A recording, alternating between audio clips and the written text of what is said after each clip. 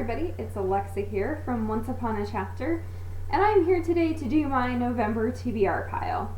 So I pretty much failed in October. I think I read a book and a half maybe in October, if that, I don't know.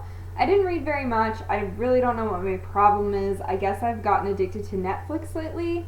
I think in October I watched the entire first season and the newest episodes of The Flash. I have watched the newest 5 or 6 episodes of Empire. I have watched like 2 seasons of Person of Interest. It's just, I've been watching a little bit too much TV. I come home at night and I'm making dinner and I just decide to put on Netflix.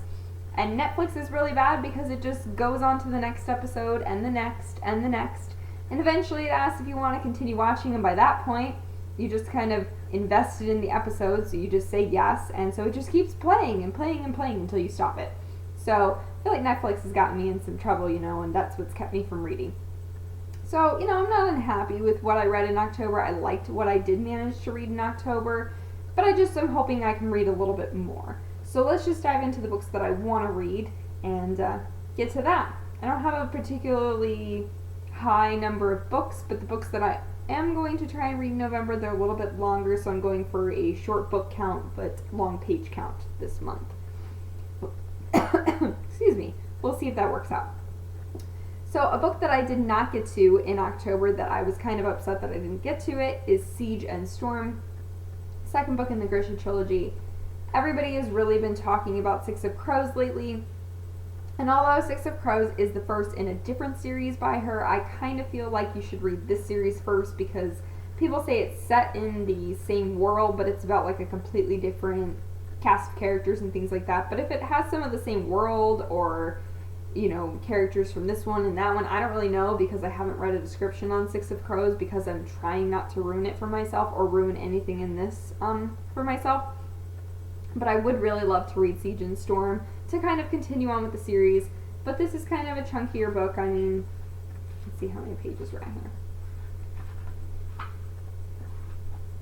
Geez, I can't find the page count. It's 430 pages. So, it's not that hefty, but most YA books are around 300, 350. So this one is a little bit bigger than your standard, I guess.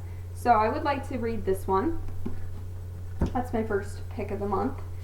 Also, another book I didn't get to, I did manage to read Through the Evernight, and I just finished that earlier on this week, and I thought it was really good. It was a lot better than the first book, in my opinion, just because the characters and everything felt more connected, and it felt more emotional to me, and I really want to dive into the last book so that I can say I completed the trilogy. And also at this point, I'm pretty invested now, I feel, after 2 books, so I want to know what's happening in this last book. I want to know if they get to the Still Blue. I want to know what's happening with the Dwellers, and I want to know what's happening to the people who live on the outside, how they're going to get into the Still Blue, and, I want to know more about Liv, and I want to know more about everybody.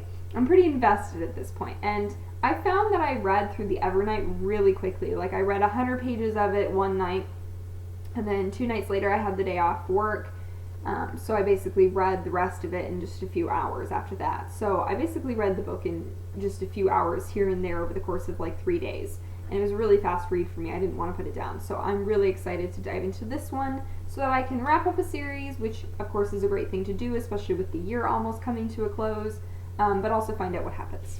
So that's also on my pile there. The next 2 books, I decided, I think a few years ago, that I was going to reread the entire Harry Potter series, and I wanted to do it in that year. I think I decided this in 2013. In 2013, I managed to read books 1 through 4. And I kind of stopped at 5 because 5 is my favorite book in the series, and I really just want to devote a lot of time to it. It is the longest book of the series, and it's something that I want to take my time with because I know I love the book and I want to savor the experience with number 5. And also, after number 5, I feel like books 6 and 7, the original times I read them, were a little bit of a letdown. I have actually never reread book 6 or book 7, so it was something that I wanted to reread to see what my feelings on it now are versus my feelings then at the time of the book releases. So, the first book would be Harry Potter and the Order of the Phoenix, which is book 5, which I already told you, this is my favorite book. I say that a lot on the blog and also on the channel here.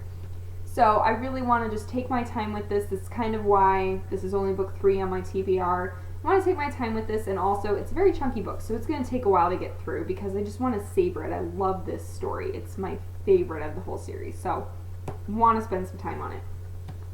If I do manage to finish Order of the Phoenix and I get through it quickly and I have some time left, I do want to move on to Harry Potter and the Half-Blood Prince. As I said, I have never reread this book, so the last time I read this book was basically at its publication week. I think I read this like probably within the first week or two that it was actually released. So, I don't quite remember. So the copyright on this is in 2005, so it's been a decade since I've read this book. So I want to see what my feelings are now on it. I know it was a big letdown for me after Order of the Phoenix and how much I loved Order of the Phoenix. It was a huge, huge letdown for me. So I want to go back into it and I want to try and have an open mind this time and try and pick up pieces of it that I didn't quite pick up before. I feel like the first time through this series I wasn't a Snape fan, and I'm not quite sure that I am still today, but this book centers a lot on like the relationship that develops there and the past and just all of these pieces that need to come together. So I definitely want to reread this because I feel like there's a lot that I don't remember. And I also haven't watched the 6th movie in, I think since its release, which was, you know, a couple years ago, but still, I just don't remember much of this story. So I do want to kind of continue on with Harry Potter. I don't have the 7th one on the pile because I'm not thinking I'm going to make it through these 2 chunky books that quickly. So the 7th one I'm leaving for December. I have pretty much dragged out this readathon enough, and I just kind of want to finish it now. So I want to dive back into Harry Potter. Plus, I really like Harry Potter around the holidays. I think Harry Xmas to You is coming back again this year, which Maureen Heavey and some other people run that one. So if they do that, I might read the 7th book with them and watch some of the movies. But yeah, I definitely just want to dive back into Harry Potter. So 4 books on my list. There is one book that is not currently yet out that I really want to read. It's November 9 by Colleen Hoover. I think like everybody else, I don't even know what the book is about, and I don't really care to know what it's about until I just read it, because Colleen Hoover just, I fell in love with her early part of last year, and I actually reread Maybe Someday just recently, like 2 months ago. I think I reread Maybe Someday, which is still my favorite by her. I've read a couple of her books now, and that one's still my favorite. So I am dying to read November 9, which coincidentally enough comes out November 10th. So on November 10th, I will be at the bookstore picking it up and probably reading it and putting it in the pile of somewhere in these other 4 books that I've shown you. So diving into Harry Potter, diving into finishing off some more series, and connecting again with Colleen Hoover. So it should be a great reading month because I already know I like these series, I already know I love Harry Potter, and I already know I like Colleen Hoover. I love Colleen Hoover. So it should be a month full of books that I'm hoping to really enjoy and just be able to sit down and savor them and just enjoy all the storylines. So if you guys have read any of these books, which most people have read Harry Potter, but other than that, if you've read some of these books or you're excited about Colleen Hoover's newest book, go ahead and let me know, or just let me know what you're reading. Have a great reading month. Bye.